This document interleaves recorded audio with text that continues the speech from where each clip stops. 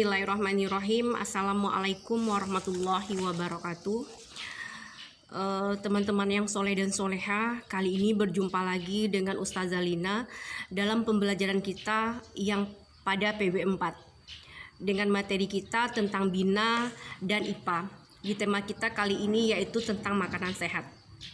Teman-teman yang soleh dan soleha, sebelum kita melanjutkan materi kita, alangkah lebih baiknya kegiatan kita ini agar diridhoi oleh Allah, maka sebaiknya kita berdoa terlebih dahulu. Sikap berdoa.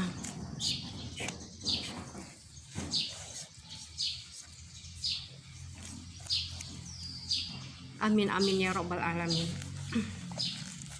Soleh dan soleha, pada materi kali ini kita akan berbicara tentang Bina, yaitu tentang KD 3.4, menganalisis informasi yang disampaikan paparan iklan dari media cetak atau media elektronik.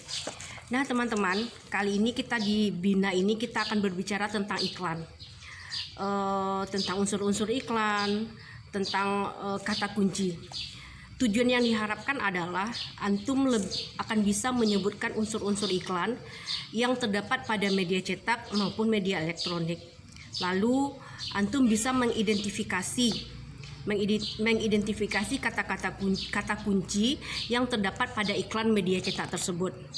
Selanjutnya, tujuan berikutnya adalah diharapkan antum bisa menyebutkan serta menuliskan hal-hal yang dianggap penting dalam iklan media cetak. Nah teman-teman, itu adalah tujuan dari pembelajaran kita pada materi Bina. Selanjutnya pada materi IPA, di materi ini kita akan membahas tentang organ pencernaan dan fungsinya pada hewan serta manusia dan memelihara kesehatan organ pencernaan manusia. Selanjutnya kita akan memahami organ peredaran darah dan fungsinya pada hewan dan manusia serta cara memelihara kesehatan organ peredaran darah pada manusia. Teman-teman yang soleh dan soleha, seperti halnya dengan IPA, dengan Bina, di IPA ini juga kita mempunyai tujuan pembelajaran kita. Tujuan pembelajaran kita di IPA yaitu yang pertama ya teman-teman, agar antum dapat mengetahui gangguan organ pencernaan. Misalnya gangguan pada mulut misalnya. Gangguan pada mulut itu apa saja gangguannya, lalu pada kerongkongan, pada lambung, pada usus halus dan juga usus besar. Nah dengan belajar tentang materi ini diharapkan antum tahu dan antum mengetahui gangguan-gangguan apa saja yang terdapat pada organ-organ pencernaan kita. Lalu manfaat berikutnya, tujuan pembelajaran kita berikutnya adalah manfaat kesehatan secara langsung. Diharapkan dengan adanya materi ini teman-teman tahu bagaimana cara memelihara kesehatan secara langsung. Lalu berikutnya, tujuan berikutnya adalah manfaat kesehatan secara tidak langsung. Nah teman-teman yang soleh dan soleha, demikianlah penjelasan Ustazah tentang pembelajaran kita kali ini. Ustazah harapkan antum bisa memaksimalkan diri untuk mengikuti video dan materi-materi yang Ustazah sampaikan kali ini. Selamat mengikuti ya teman-teman, dan lihat videonya, antum kerjakan juga tugasnya. Akhir kata dari Ustazah, wabillahi taufik wal hidayah. Wassalamualaikum warahmatullahi wabarakatuh. Bismillahirrahmanirrahim. Teman-teman yang soleh dan soleha, kali ini kita masuk kepada PB4 di tema 3 kita kali ini, yaitu tentang makanan sehat. Materi yang kita bahas adalah materi tentang Bina atau bahasa Indonesia dan IPA. Di Bina ini kita awali ya teman-teman dengan materi kita Bina bahasa Indonesia. Antum silakan lihat pada layar monitor antum. Ada 3 buah iklan yang Ustazah tampilkan di sana. Ada iklan tentang ikan yang bergizi tinggi, murah dan juga enak. Kata kuncinya itu ikan bergizi tinggi. Kata kuncinya pada iklan ini adalah murah dan enak serta bergizi tinggi. Ada juga iklan minuman di sini. Pentingnya air untuk kita. Clue atau kata kuncinya yaitu pentingnya air. Selanjutnya ada iklan pada pesan udara, gizi seimbang. Nah teman-teman yang soleh dan soleha, sebelum kita masuk kepada iklan, tentu antum ingin tahu dulu apa kata kunci dalam sebuah iklan. Mari kita bahas ya teman-teman. Kata kunci adalah kata atau frasa yang kita gunakan untuk mencocokkan iklan dengan istilah yang dicari atau dibaca oleh orang-orang. Jadi kata kunci ini kita gunakan untuk melihat informasi apa yang ada atau terkandung dalam iklan tersebut. Misalnya, pada iklan ikan bergizi tinggi, murah dan enak. Nah, kata kuncinya di sini adalah bergizi tinggi, murah dan enak. Jadi pada iklan ikan ini, informasi atau clue yang disampaikan di sana adalah ikan yang bergizi tinggi, murah dan enak. Jadi itulah yang merupakan kata kunci dalam sebuah iklan tersebut. Pada iklan ikan ini, selanjutnya ada iklan air. Pentingnya air untuk kita. Di sini ada 3 komponen air di sini. Air sehat itu jernih, tidak berbau, dan tidak berasa. Yang merupakan kata kuncinya adalah jernih, tidak berbau, tidak berasa. Jadi dari iklan pentingnya air untuk kita, yang menjadi kata kunci di sini adalah air itu jernih, tidak berbau, dan tidak berasa. Itulah ciri-ciri air yang sehat. Dan teman-teman ustazah, sampai di sini antum paham dengan kata kunci? Insya Allah antum paham ya. Kita lanjutkan dengan iklan. Iklan adalah sebuah informasi yang tujuannya untuk mendorong, menyampaikan sesuatu, membujuk, atau memberi pengaruh pada khalayak ramai atau orang banyak agar tertarik kepada barang atau jasa yang kita tawarkan.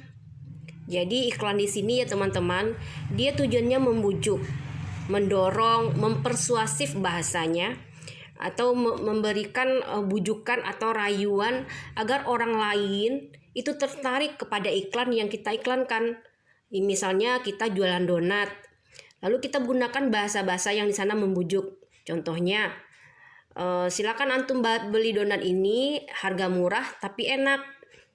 Orang lain pasti akan tertarik dan ingin mencicipi bagaimana rasa donat tersebut.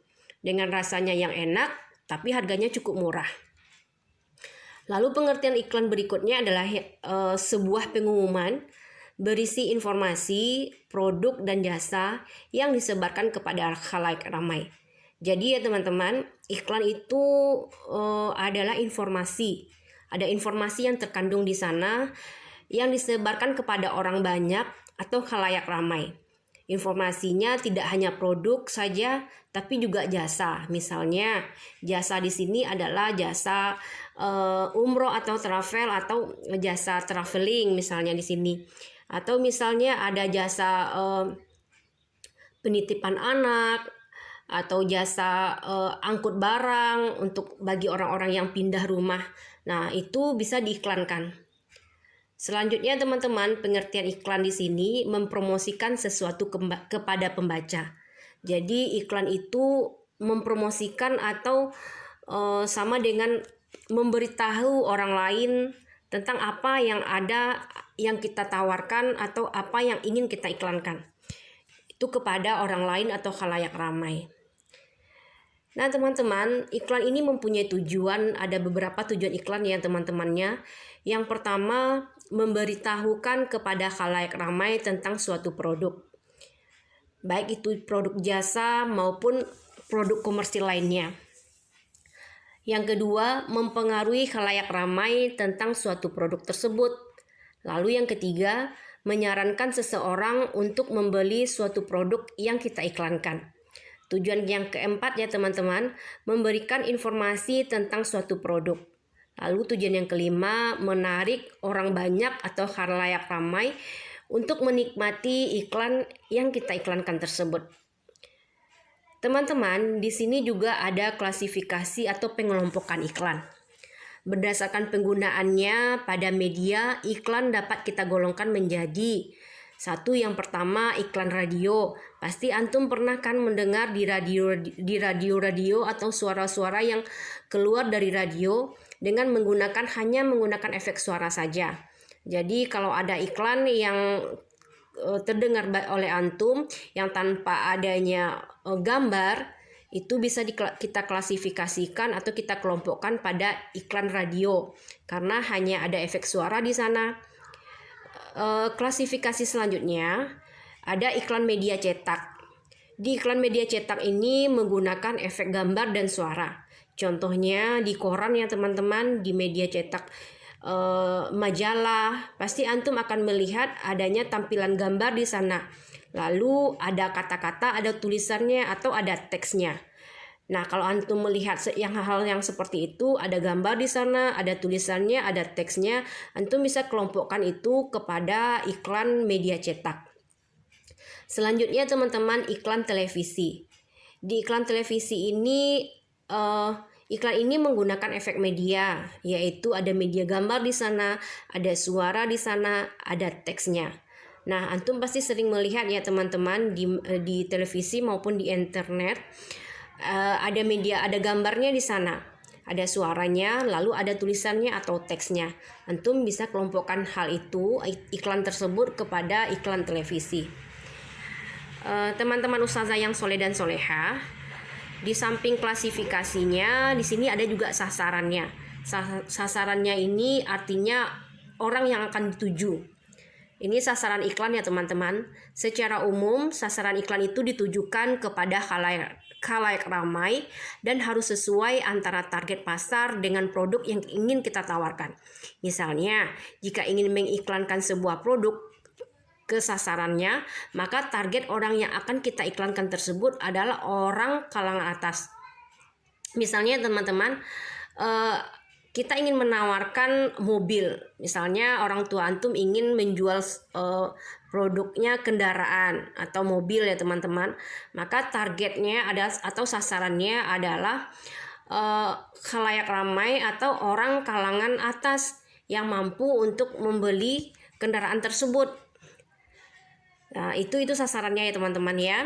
Lalu dalam hal berikutnya ada syarat-syarat iklan. Di samping sasaran iklan, ada juga syarat-syarat iklan.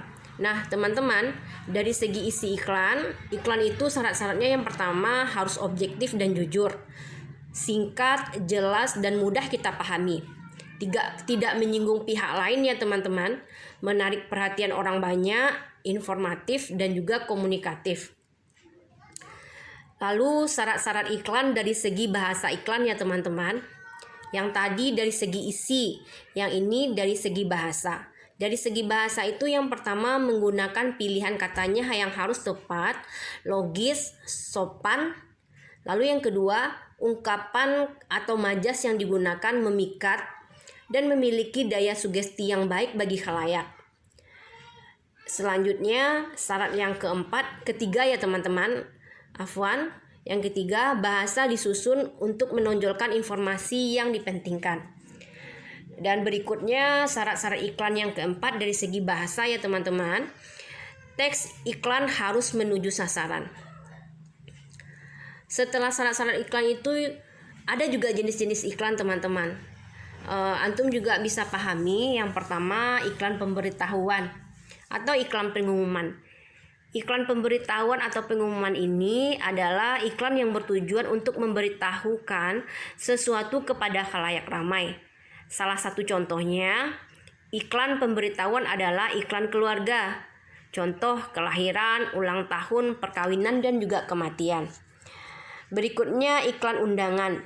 Iklan yang berisi ajakan atau himbauan untuk mendatangi suatu acara. Misalnya ada teman-teman antum yang membuat iklan acara ulang tahun. Lalu antum mengikuti acara tersebut. Dalam bahasa-bahasa iklannya, dia menggunakan bahasa-bahasa atau pilihan-pilihan kata yang sopan dan ungkapan atau majas yang memikat sehingga orang lain tertarik juga untuk datang mengikuti acara ulang tahun tersebut. Jenis-jenis iklan berikutnya adalah iklan layanan masyarakat. Iklan layanan masyarakat ini bertujuan untuk memberikan penerangan atau penjelasan kepada masyarakat. Contohnya ada iklan KB dan iklan bahayanya narkoba. Berikutnya teman-teman, iklan permintaan. Iklan permintaan ini iklan yang berisi permintaan sesuatu seperti iklan lowongan kerja. Jenis-jenis iklan berikutnya ya teman-teman, iklan penawaran atau reklame. Iklan ini berisi tentang penawaran sesuatu seperti penawaran barang atau produk. Iklan ini dipasang oleh perusahaan, contoh barang-barang niaga, misalnya dikontrakkan rumah Jalan Gria Asri Indah, fasilitasnya lengkap. Silakan antum hubungi nomor telepon di bawah ini. Nah, iklan ini termasuk kepada iklan reklame atau iklan niaga ya teman-teman. Karena di sini tujuannya untuk memberikan barang, memberikan jasa kepada orang lain atau sama dengan berniaga ya teman-teman. Iklan berikutnya itu iklan artikel. Iklan yang berisi informasi penawaran panjang yang diawali dengan perkenalan isi, ungkapan, dan juga penutup. Teman-teman yang soleh dan soleha, demikian materi kita tentang bina ya teman-teman. Selanjutnya kita lanjut dengan materi kita pada IPA. Di IPA ini kita akan membahas tentang organ pencernaan dan juga organ peredaran darah manusia. Lalu hal yang spesifikasinya yang kita bahas di sini adalah gangguan pada dua organ tersebut. Yang pertama gangguan pada organ pencernaan, lalu yang kedua gangguan pada organ peredaran darah manusia. Kita mulai ya teman-teman pada gangguan organ pencernaan manusia. Gangguan pada organ pencernaan manusia. Sistem pencernaan manusia dapat mengalami gangguan. Ada beberapa faktor yang dapat menyebabkan terjadinya gangguan sistem pencernaan, antara lain kurangnya asupan makanan berserat, lalu pola makan yang tidak teratur. Nah, teman-teman, makanan yang sehat bagi sistem pencernaan adalah yaitu makanan yang kita makan haruslah bersih dari bakteri. Selain itu, makanan yang kita konsumsi harus memiliki kandungan gizi yang seimbang untuk memenuhi kebutuhan tubuh kita. Contoh makanan yang menyehatkan bagi organ pencernaan yaitu buah-buahan, sayuran, dan juga biji-bijian.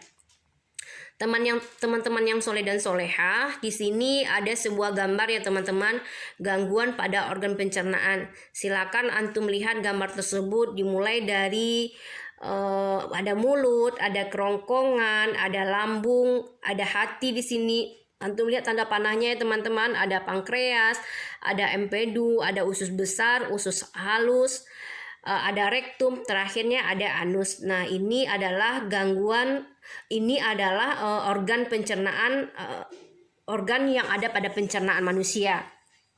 Afwan ya teman-teman, bukan gangguan tapi ini adalah organ pencernaan manusia. Selanjutnya, organ yang pertama kita bahas ya teman-teman, ada pada organ mulut. Di sini kita lihat gangguan pada mulut ya teman-teman. Antum lihat pada gambarnya ada organ mulutnya. Nah, di sini tampak depan mulut ya teman-teman. Silakan antum lihat dan antum perhatikan, ada di sini lengkung gigi atas, ada di sini arteri dan syaraf langitan ya teman-teman. Lalu ada langitan selanjutnya ada otot langitan, ada gusi bawah, dan antum bisa lihat juga hal berikutnya. Nah, di sini ya teman-teman, setelah antum lihat gambar pada gangguan pada mulut tersebut, kita bahas tentang gangguan apa saja yang terjadi pada mulut. Yang pertama itu ada sakit gigi ya teman-teman. Antum pasti pernah merasakan sakit gigi. Hal ini merupakan kondisi ketika mulut rasa nyeri di dalam atau di sekitar gigi dan juga rahang. Lalu pada gangguan mulut berikutnya itu ada parotitis namanya. Penyakit ini terjadi akibat pembengkakan kelenjar air ludah yang berada di bawah telinga. Selanjutnya gangguan pada mulut ya teman-teman, ada namanya serostomia. Serostomia ini adalah kelainan yang disebabkan oleh produksi air saliva atau air ludah yang menjadi sedikit. Air ludah ini membantu dalam organ pencernaan. Karena sedikit, maka terganggulah organ pencernaan tersebut. Lalu teman-teman, organ pencernaan berikutnya adalah lambung. Silakan antum lihat, ini adalah gambar lambung ya teman-teman. Gambar di lambung ini gangguan pencernaan yang terjadi pada lambung ini adalah yang pertama itu gangguan pencernaan yang disebabkan meningkatnya kadar asam lambung. Jadi gangguan lambung itu yang pertama ada MAH ya teman-teman. Nama penyakitnya MAH. MAH ini merupakan gangguan pencernaan yang disebabkan oleh meningkatnya kadar asam lambung. Itu penyebabnya yang pertama ya teman-teman, pola makan yang tidak teratur. Jadi kalau antum di rumah yang tidak teratur makannya, maka antum bisa terindikasi oleh penyakit MAH ini nantinya. Oleh sebab itu antum haruslah menjaga pola makan antum agar lebih teratur lagi. Lalu penyebab berikutnya pikiran tegang. Jadi jangan tegang-tegang ya teman-teman. Kalau pikiran antum tegang, antum bisa juga terkena sakit MAH. Lalu telat makan. Telat makan ini bisa juga menyebabkan sakit MAH. Makan yang terlalu cepat, jadi mengunyah itu ya teman-teman, jangan terlalu cepat mengunyahnya, pelan-pelan saja mengunyahnya. Jadi makanan itu bisa lebih halus lagi untuk dikonsumsi dan kita telan. Penyebab berikutnya ya teman-teman, mengkonsumsi makanan berminyak, berlemak dan pedas. Jadi antum di rumah jangan mengkonsumsi makanan yang banyak minyaknya, banyak lemaknya, dan yang penting jangan makan yang pedas-pedas karena hal itu bisa menyebabkan antum terindikasi akan penyakit MAH ini. Nah, teman-teman, gangguan pencernaan berikutnya pada lambung ini adalah afwan teman-teman, cukup sampai MAH ini ya teman-teman. Kita lanjut gangguan pada usus besar. Pada usus besar ini gangguan yang disebabkan adalah adanya timbulnya penyakit diare namanya teman-teman. Diare adalah iritasi pada selaput dinding usus besar atau kolon. Penyebabnya adalah infeksi virus, bakteri, dan parasit dari makanan. Lalu adanya alergi makanan. Selanjutnya penyakit usus dan juga adanya timbulnya stres. Jadi kalau kita stres bisa juga menimbulkan diare ya teman-teman. Selanjutnya penyakit berikut yang ditimbulkan oleh gangguan pada usus besar adalah sembelit. Antum pernah merasakan sembelit ini ya teman-teman di rumah? Nah teman-teman, berbalikan dengan diare. Sembelit ini atau disebut juga dengan konstipasi adalah gangguan pada organ pencernaan yang disebabkan oleh penyerapan air yang berlebihan. Penyebabnya adalah yang pertama itu kurang minum dulu teman-teman. Jadi kalau sembelit itu kita harus banyak minum. Lalu kurang makanan berserat. Nah, kalau antum kurang makanan yang berserat, maka antum terindikasi juga akan terjadinya sembelit. Jadi solusinya antum harus banyak minum, harus banyak juga makanan yang berserat. Lalu selanjutnya penyebabnya itu teman-teman, nah ini nih, menahan-nahan BAB. Jadi antum jangan sekali-kali menahan-nahan BAB ya teman-teman. Kalau udah terasanya mau ke kamar mandi atau mau BAB, antum silakan aja ke kamar mandi, nggak perlu ditahan-tahan. Jadi kalau ditahan-tahan tersebut akan memicu juga terjadinya sembelit. Lalu stres. Nah, stres lagi ya teman-teman. Antum nggak boleh stres. Kalau stres itu bisa juga memicu terjadinya sembelit. Yang keempat ya teman-teman ya. Yang ketiga ya teman-teman ya. Gangguan pada usus besar ini adalah disebut dengan appendicitis. Nah, apa pula appendicitis ini? Appendicitis ini merupakan peradangan atau pembengkakan yang terjadi pada usus buntu atau umbai cacing ya teman-teman. Penyebabnya di sini lubang yang menghubungkan usus buntu dan usus besar tersumbat oleh lendir yang menebal atau benda keras. Akan terasa sakit rasanya teman-teman pada perut bagian sebelah kanan. Ingat ya teman-teman, kalau antum merasakan adanya terasa sakit pada perut sebelah kanan antum, maka antum harus hati-hati. Dan bisa jadi kemungkinan antum merupakan peradangan dan pembengkakan pada usus buntu atau umbai cacing atau appendicitis ini. Intinya antum harus jaga kesehatan teman-teman. Nah, ini yang paling penting teman-teman. 4 faktor yang mempengaruhi organ pencernaan manusia. Nah, dari gangguan-gangguan yang Ustazah terangkan tadi pada organ pencernaan, di sini ada lagi 4 faktor yang mempengaruhi organ pencernaan manusia tersebut. Faktor yang pertama ya teman-teman, pola makan yang salah. Nah, pola makan yang salah ini adalah melakukan program diet yang ekstrim. Jadi antum jangan sekali-sekali melakukan program diet yang sangat ekstrim dan berbahaya ya teman-teman, karena itu bisa memicu terjadinya gangguan pada organ pencernaan antum. Lalu yang kedua, minum minuman keras. Nah, antum di rumah kalau ada orang tuanya atau kakaknya atau saudaranya yang suka minum minuman keras, antum bisa nasehatin, karena dengan meminum atau mengkonsumsi minuman-minuman keras ini bisa juga mempengaruhi atau memperburuk bahkan terjadinya gangguan pada organ pencernaan antum atau orang-orang lain yang mengkonsumsinya. Berikutnya teman-teman, upaya melakukan bulimia. Nah, apa pula itu bulimia?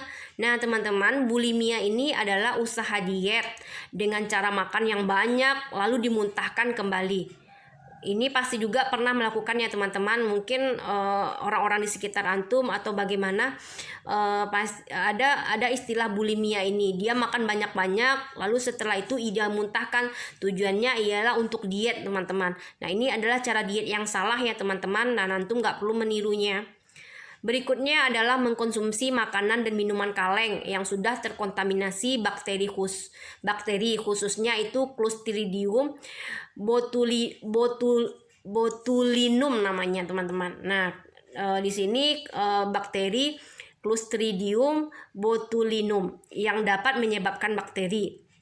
Nah, ini adalah bakteri yang ada pada makanan atau kemasan-kemasan kaleng. Jadi kalau antum suka mengkonsumsi makanan-makanan kaleng atau minuman-minuman kaleng, mulai dari sekarang silakan antum hentikan, karena itu juga akan memicu terjadinya gangguan organ pencernaan pada diri antum sendiri.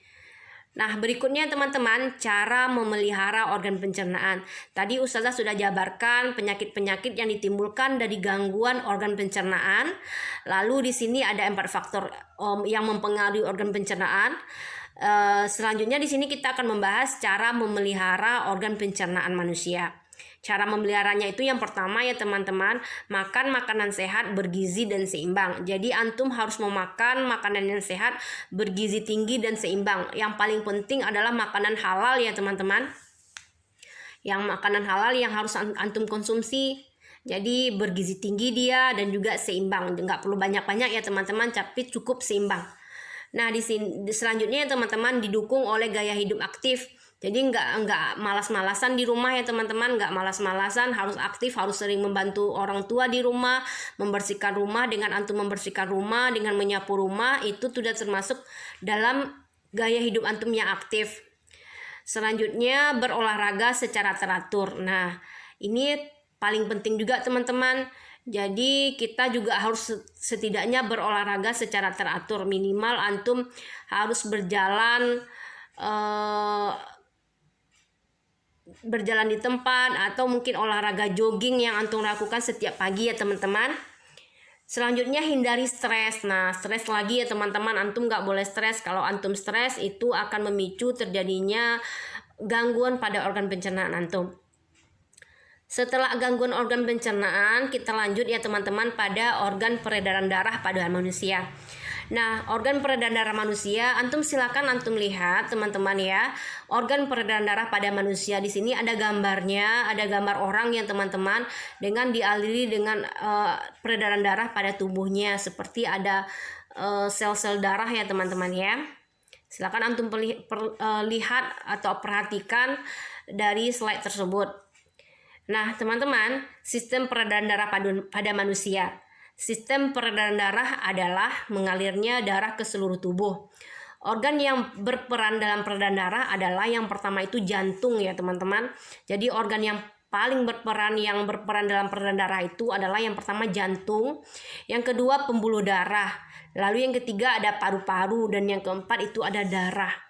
Nah, di sini kita akan bahas gangguan pada sistem organ peredaran darah manusia. Nah, apa itu gangguannya ya teman-teman? Kita lihat dulu pada jantung. Ini ada jantung ya teman-teman. Di jantung ini antum lihat ada gambar di sini ya teman-teman, gambar jantung. Antum lihat kan teman-teman gambar jantung ya. Nah, kita lihat gangguan pada jantung. Gangguan pada jantung ini ya teman-teman, terjadinya jantung koroner. Apa itu jantung koroner? Jantung koroner ini merupakan penyumbatan pada jantung yang disebabkan oleh lemak. Jadi kalau antum banyak-banyak mengkonsumsi makanan yang berlemak, itu akan mengindikasikan antum atau akan memicu terjadinya gangguan pada jantung antum. Jadi mulai sekarang antum kurangi ya teman-teman mengkonsumsi makanan yang berlemak, karena nanti bisa memicu penyakit jantung koroner. Selanjutnya teman-teman, ada pembuluh darah. Setelah jantung itu selanjutnya pembuluh darah. Antum melihat teman-teman gambarnya, gambar pembuluh darah ya teman-teman. Nah, sekarang kita bahas tentang gangguan pada pembuluh darah. Di sini ada penyakit yang ditimbulkan atau gangguan yang ditimbulkan dari pembuluh darah ini. Yang pertama hipertensi. Hipertensi ini adalah tekanan darah tinggi. Itu merupakan naiknya tekanan darah yang diakibatkan oleh penyempitan pembuluh darah. Lalu yang kedua, hipotensi. Kalau hipertensi itu naik, kalau hipotensi ini adalah turun tekanan darah yang rendah ya teman-teman. Kalau yang tadi tinggi, yang ini rendah.